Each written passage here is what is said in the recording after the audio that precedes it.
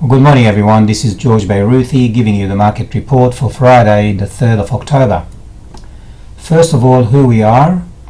We're a stockbroking firm located on the Gold Coast in Queensland, Australia. I intend to give you more information about the company later in this presentation. Let me start with a disclaimer. Everything I say here is for general advice and general information only. And before you take any action, please consult with your professional advisor or talk to us directly. A copy of this disclaimer is available to you should you wish to receive it. Please call the office. We continue with our editorial, and this is part 4 about how price trends and patterns are used in technical analysis and the psychology and the bias that we generate behind our technical analysis. Prior to that, we finished a 13-part series on everything you needed to know about options trading, and we covered the iron condor strategy that we use extensively here at FS Securities. And prior to that, we finished a series on futures contract. So if you wish to receive a copy of all the series, you may wish to visit our website and subscribe for a 15-day free trial where you can find a lot more education series. Also, you will see our daily recommendations, our daily scans, and current and previous trading results, and a lot more.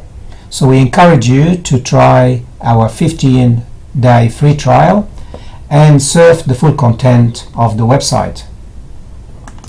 I'm going to start with the overnight data, and as you can see on the screen, overnight and from around the globe, Wall Street, we start with Wall Street. We've seen the US stocks finishing almost where they finished the day before.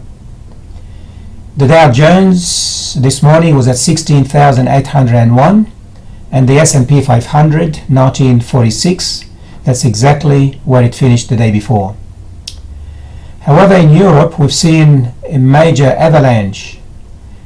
The Stock 50 index that comprises several major European markets was down 2.8% at 3,106. The FTSE 100 was down 1.7% to finish at 6,447. The DAX in Germany finished down 2% at 9,195. Now let's have a look at Asia. The Nikkei index in Japan finished 2.6%, that's nearly 410 points, and finished at 15,661. Not so long ago was trading over 16,000. The Hang Seng, which is in Hong Kong, with all the problems they have on the street in Hong Kong, the market there dropped 1.3% and finished at 22,932. The Shanghai index in China finished slightly up by 0.1% to 2,450. On the commodities, gold a short time ago was trading at 1,215. That's up $1, 0.1%. Silver finished down 21 cents at $17.05.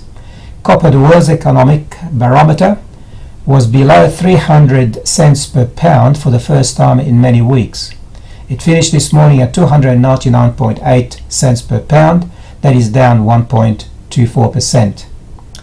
And iron ore, which is important for our miners such as BHP, Rio Tinto, Atlas Iron and Fortescue, was actually up 0.9% and finished at 79.6 US per ton. On the currencies, we've got our Aussie dollar will give you 88 US cents and 69.5 euro cents, and of course these are intrabanks rates. On our market yesterday, the ASX 200 index fell 36 points or 0.7% to 5,298. A rare rebound in the Australian dollar was not enough to stop the sell-off among banks and miners. The best performers amongst the leaders, we have Newcrest Mines up 1.7%, but remember it fell nearly 5% the day before. It was followed by Leighton Holdings up 0.8%, and the worst performers we have Woolworths down 1.4%, followed by Westfield down 1.1%.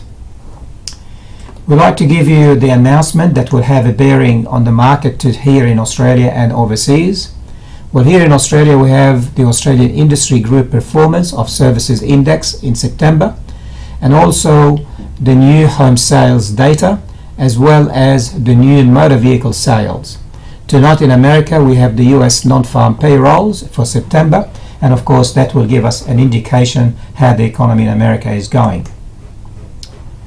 During the week, our analysts here at FS Securities placed several stocks for picks and trades. The most recent input was Kathmandu, was inserted yesterday. And of course what you see on the screen, this is only a summary of the stocks that we pick and we trade. If you want more details, information about them, all you have to do is call us or go to the website where there's a lot more information about each of these stocks. Every day we update the market volume to show the trend over the last 3 weeks. We also like to show the ratio of advances to declines. It really shows the strength of the momentum and how the buyers and sellers interact. I believe this is one of many ways to understand the trend of the market. Again, this chart is available on our market report that we send to our subscribers and we place on the website. Yesterday, and if you can look at the ratio of declines to advances over the last 8 days, as you can see, with the exception of one day, every other day we had more declining stocks than advances. There is no question in my mind that the market over the last 2 to 3 weeks has been in a declining trend. Where will it finish? Well, we believe that October is notorious for declining trends, so we have to be extremely cautious for the next few weeks, but however we are at the moment bearish overall on the market. Even though the market fell yesterday and previous days, we've seen some stocks still gaining some strength. A company called eBet went up by 7% yesterday. What If, which is of course online travel platform, was up 6.5% yesterday. New Hope Corporation was up 4.7%, and so on. Oceana Gold up 4%. Fortescue Metals is starting to rise, however is still well below $4. It is trading at $3.55. It was up 2.6% yesterday. Aristocrat was up 1.9%. Newcrest was up 1.7%, as I mentioned earlier. So again, the scan is provided to you every day, and again you can find it on the website, or you may subscribe to our market report.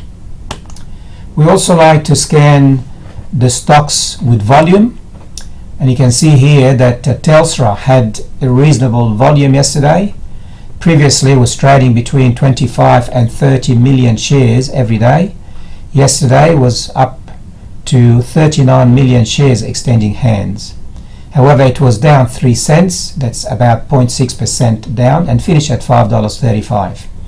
At FS Securities we believe that Telstra around that level, or maybe could be a few cents lower or a few cents upper than that level, it could be a good point where we can accumulate Telstra in our stock. Remember, in our portfolio I should say. And remember that Telstra is paying 15 cents in February. Well, sorry, the X date will be in February. Most likely it will send the checks in March. That's actually, as a matter of interest, now that Telstra is down to $5.35, the yield could be around 6.5%, or maybe even 7% rising to that point. So it's a good investment, we believe. Alright, now we also like to scan the market for the top 10 best performing companies and also the 10 worst performing companies. Mermaid Marine was up 8.8% yesterday, and followed by Monadelphous. Monadelphous was up by 4%. Horizon Holdings 3.8%. Domino Pizza continues to go higher. We've had this particular stock on the horizon, on the radar, for a number of weeks. It had very good results recently, and remember, It actually is an Australian company that has got branches around the world. The worst performing companies, we have Mount Gibson down 8%, Newcrest Mines, interesting, was down 4.7%. We have to check those figures because there could be some delay in those numbers. However, what we want to really show you here that every day we try to scan the market and we pick some information from different platforms, and sometimes this can be actually investigated further.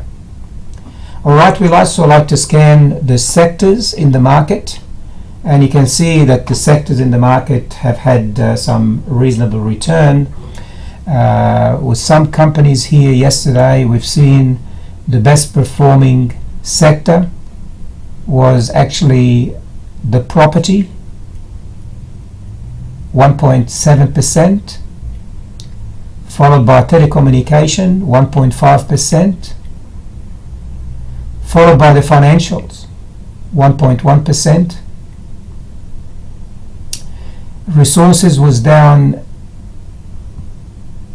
the gold was down 3%, energy down 0.1%, material down less than 0.1%.